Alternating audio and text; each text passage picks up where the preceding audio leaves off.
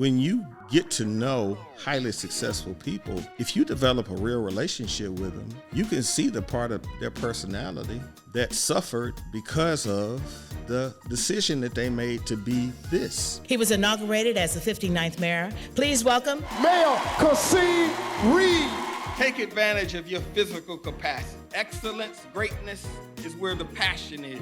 Do not squander your physical capacity to work all day and work all night when needed. So when you're thinking about who's around you, you have to understand what people's roles are in your life and let people play that role. Everybody, you are watching Fearlessly Living with Arian Simone, and I am sitting here with the Honorable 59th Mayor of Atlanta, Georgia. Yes. Yes, Mayor Kasim Reed. Yeah. And I love calling you Mayor Reed because for those who do not know, my last name is Reed. That's right. We are not related, though. Everybody thinks we're related. We may be. We don't know. Somewhere down the line. We're going to have to get a DNA not that test we know about. to see if we are cousins. Yeah. Because I think we come from the same DNA. Yeah, because we both have double ED. Yes, I really do. But just even in our personalities, I said, I think we related. So I want to kick this off with when you said, I was trained. You were groomed. Yes. From day one. For a long time. To do what you do. Yeah. I have spoken to other politicians, and some people have stumbled upon this. You knew this was your destiny as a child. So tell me about this. How young were you when you knew that this was the path that you were on? Well, you know, my mom, we went to Ben Hill United Methodist Church, and the pastor was a man named Cornelius Linton Henderson. He's this wonderful pastor. And Ambassador Young was the Men's Day speaker at Ben Hill, and I was 13. And, you know, my mother, I have 3 brothers. It was 4 of us. It is 4 of us. And so she was, you know, a very traditional mom. Church every Sunday, impeccably dressed. She took great pride in how we looked. And so she wanted us at church for Men's Day. When I was 13, I had high top fade that I took great pride in. And so I went to the Men's Day sermon with Ambassador Young, and he was the speaker. And when he was done, he came over and he tried to put his hand on my head, but of course I moved because I had a high top fade. And I remember that my mother was her breath was taken away by Ambassador Young coming over. And so I wanted to really learn more about who this man was. And so back then we had this thing called Encyclopedia Britannica. So I went home and I started researching and learning about the Civil Rights Movement and him. And so really early on, I decided I wanted to be mayor of Atlanta. And so I started patterning my life after him. So really it was my father and Ambassador Young that are probably the biggest influences in my life. I think that is so amazing that you had a conviction. Yeah. But it's not even just that you had a conviction, you had the execution. Yeah. Like you literally said, you started patterning your life after him. Well, execution is the thing. I mean, everybody walks around thinking about doing stuff. Everybody walks around with an idea of what they would like to do. The ability to get from A to Z is everything. It's why I have so much respect for what you accomplished at the Fearless Fund. Everybody wants to be in VC. Everybody believes that they would like to be investing in businesses, helping entrepreneurs, but to actually go out and raise real seed corn, to go from having a highly successful marketing and advertising business and deciding that you're going to move into a new space. And so I think that that's why we connected. It's why I agreed to come here today, because there's a rule of number ones. People who have high achievement gravitate towards other people who are high achievers without regard to the field. It's why when you look at a sports box at a football game, you may see Tom Brady and Floyd Mayweather and the owner of the New England Patriots in the same box. And you sit there wondering, like, what do these people have in common? Or, you know, sometimes I would be on a plane somewhere and I'd sit next to Evander Holyfield and we would talk the whole flight. I was a politician, he's a boxer. But in our fields, we had reached high levels. I'm certainly not a 4-time heavyweight champion, but the point I'm making is that when you're around people who have high achievement, because of what you go through to become a high achieving person, you have a feeling. Because of what you go through to become a high achieving person, Yeah. I want to pick up right from there. Yes. You are a strategist. A little bit. No, like I'm talking, I see Anna's over there smiling. A little bit. You are a strategist to your core. And you're correct. Winners do attract winners. Yeah. But the ability to make certain chess moves and make power moves on the board like you do, where did that come from? That's more than just patterning your life after Ambassador Young and being inspired by your dad. What is that? Is that a gift or is it a trained skill? Well, I think if you're going from A to Z, there are a lot of people that want what you want. And so in order to position yourself to get what you want when a lot of other people want it, I think you have to know how to do it. And so when I was a kid, I was on Howard University's board, and Ambassador Young was on that board. Dick Parsons, the chairman of Time Warner, was on that board. Vernon Jordan, acclaimed civil rights leader and lawyer, was on that board. Colin Powell was on that board. Woo! Frank Savage was on that board. And so what happened was, when I was 18, 19, 20 years old, I was exposed to really a level of black man in America. And then I had a father who was incredible and who loved me and who always made sure that I knew that I was loved. But that training in terms of, life is practice. How many times have you seen it? How many times have you done it? Everybody now knows that life is repetition. So you get better at the things that you do most. So if you're in a room watching Vernon Jordan and Dick Parsons and Earl Graves make decisions about complex topics and you're 18, 19, 20 years old, if you don't understand what you have access to and miss that moment, and I think that I carry that with me today. And so I think that from that age, I knew what it looks like. I know what good decisions look like. I know what strong leadership looks like. And I know what competition looks like. And I love it. But let's be clear. You've paid a price. I've paid a price. Most highly successful people are damaged. If we want to have a real podcast. Go ahead. So, when you get to know highly successful people, if you develop a real relationship with them, you can see the part of their personality that suffered because of the decision that they made to be this, right? And so that's why I always laugh. When people want to meet people, sometimes I go, no, you don't. Just because they paid a price. Mm-hmm. And so if you're 13 years old and you decide that you're going to be the mayor of the city of Atlanta, right, you're going to pay a price because you're going to live your life in a certain way that causes you to be hyper-focused. Yeah. And so you're going to cut things out and you're going to not do things and you're going to not make what I call the big mistakes, things that remove the possibility of these things from your life. Well, that impacts your personal relationships. It impacts when you have children. It impacts who your spouse is going to be. It impacts how much you get to go out. It impacts where you go.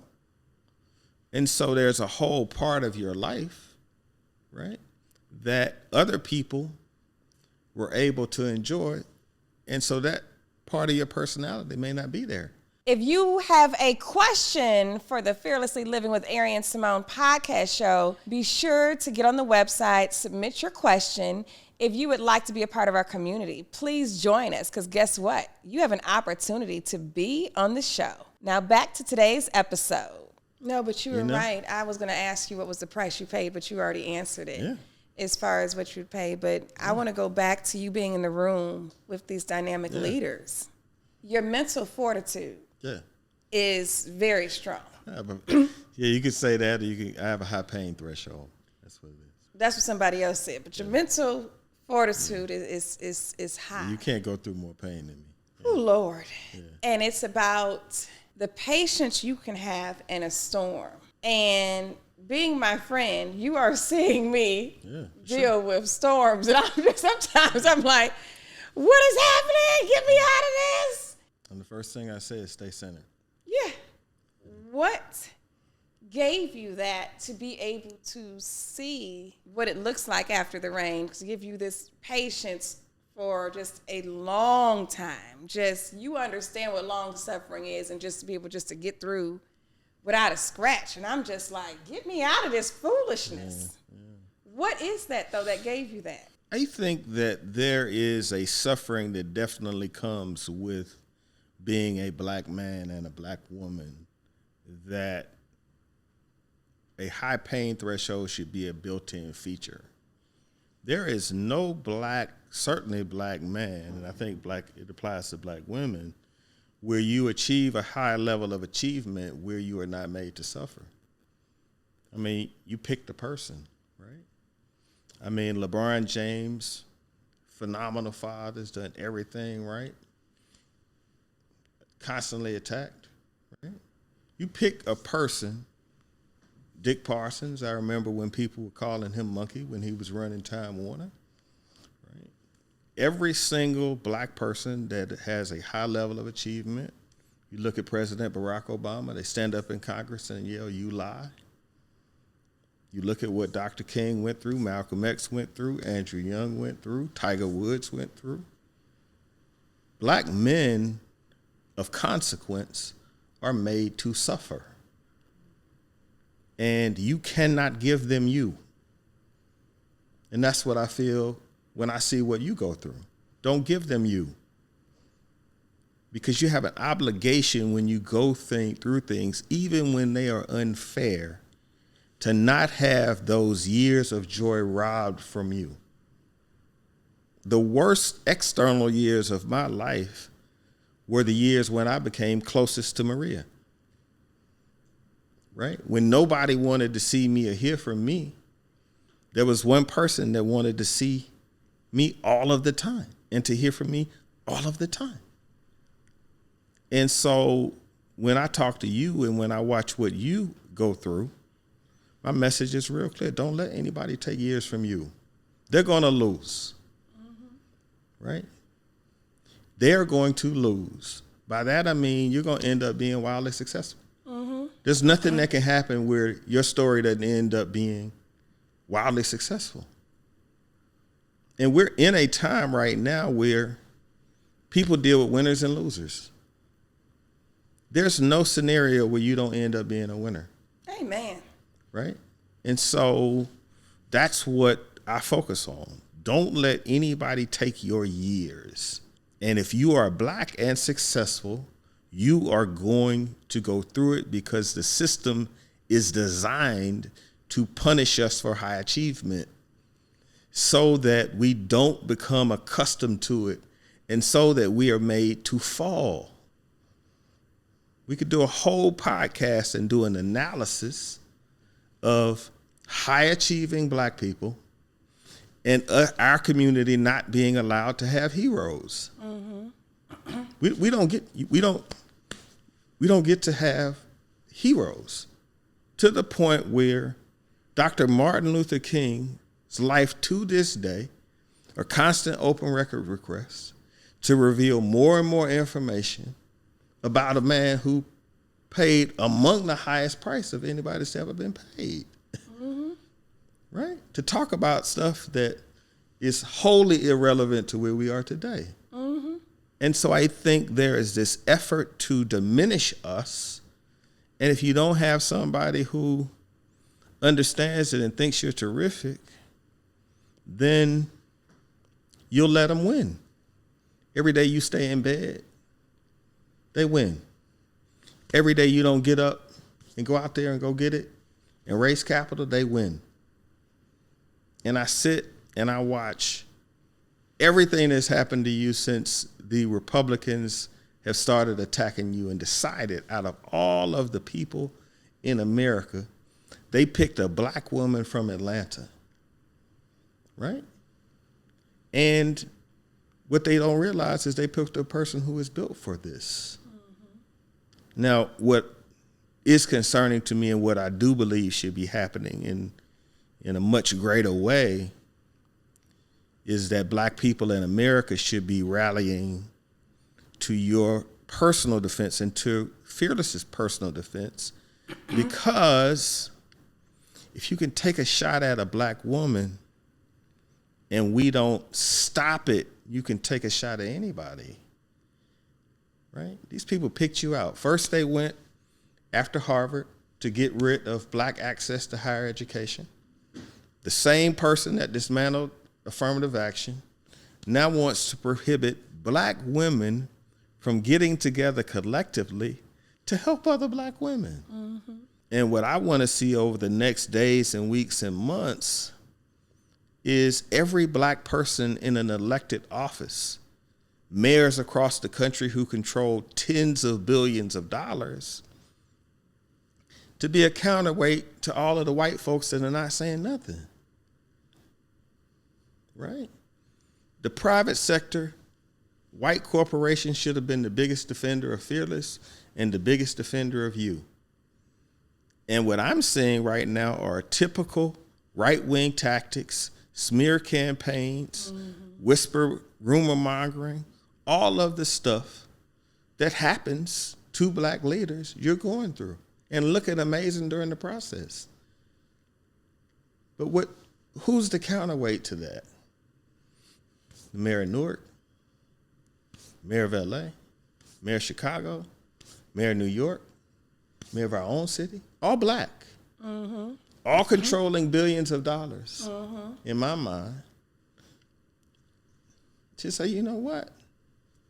Not that. Not that.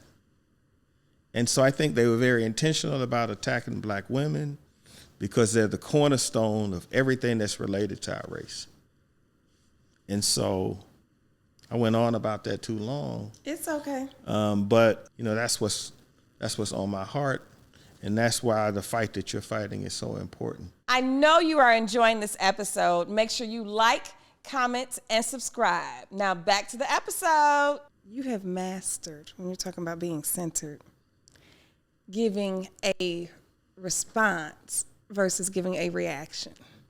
I get, okay, being centered, but do you ever react to anything? I mean, I do react. I think that... Because you like this. But I believe that everybody's got a part to play. You know, when I was pledging CAPA and we were online, there was this dude, one of my online with us, and, you know, when they would pledge us, we really pledged. Mm-hmm. And when they would haze us, he would fall out. I'm sorry. You know what I mean? I mean, as soon as they hit him, he would fall out. I mean, you would, like, he was about to go to the hospital, right? So we were, you know, when they would go off on us, it was 13 of us, I was number 5. When they would go off, we relied on him to do what? Fall out. So one day he comes in. I don't know what happened. And of course we were criticized.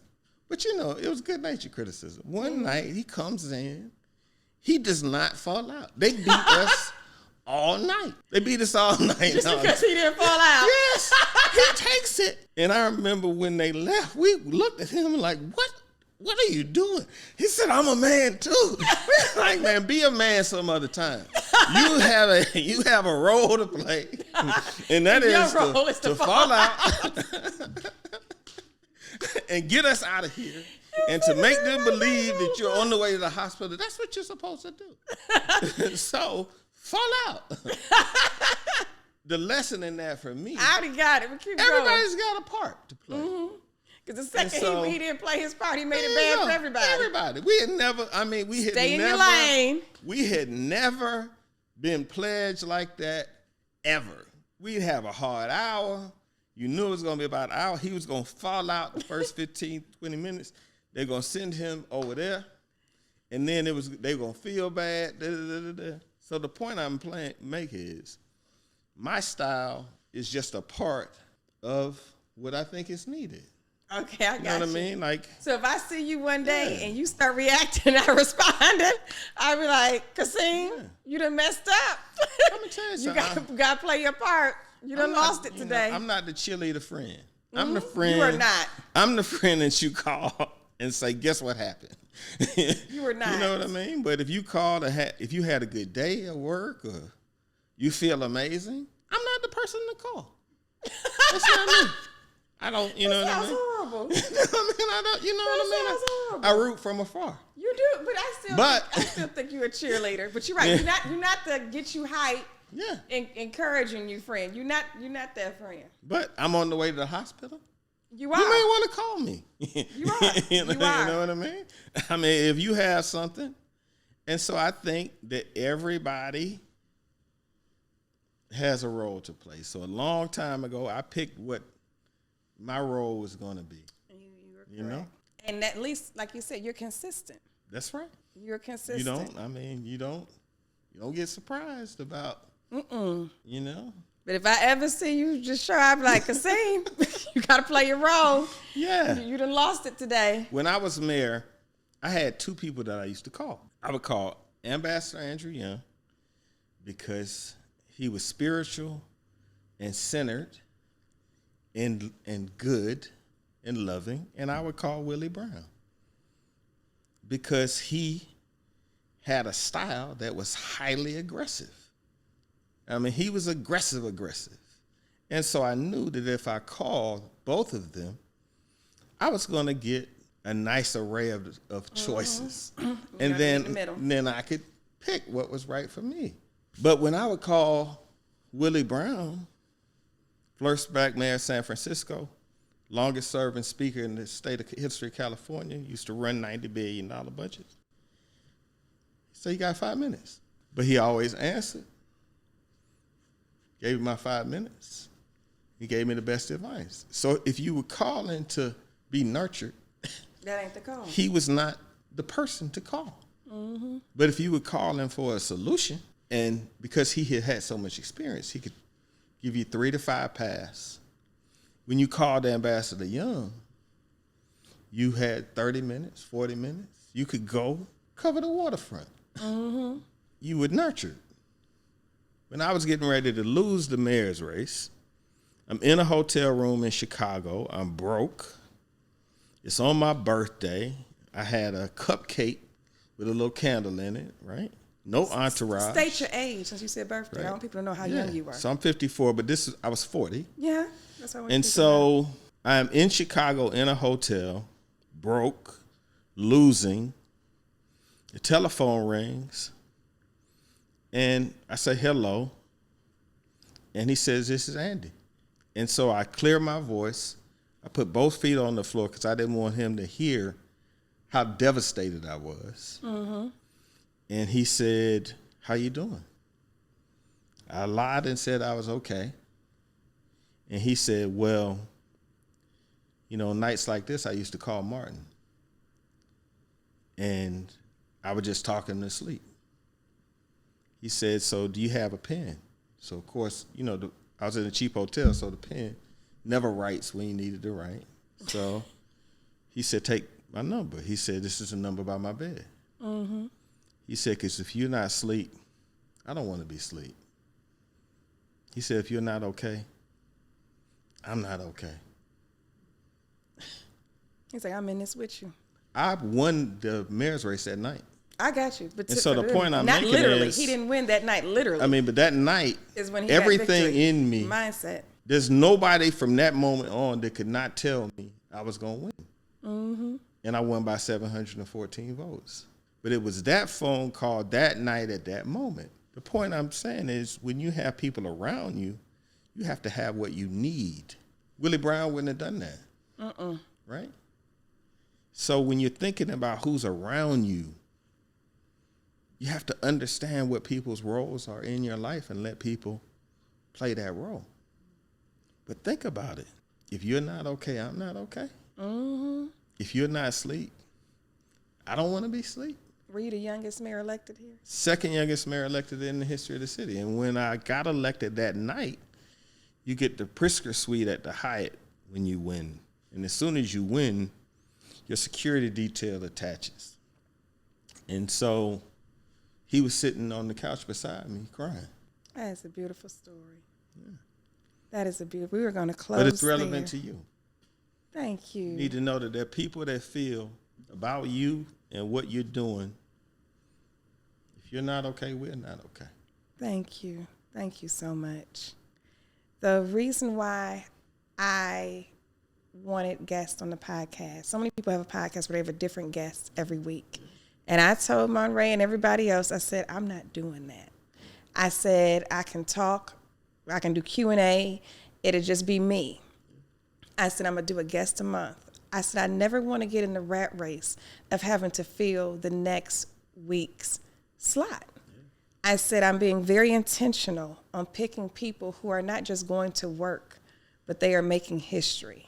People who are living legendary, who are living iconic lives.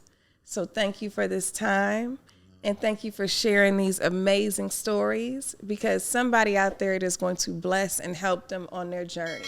So thank you guys for tuning in to Fearlessly Living with Arian Simone. Like, comment, and subscribe if you have enjoyed this episode.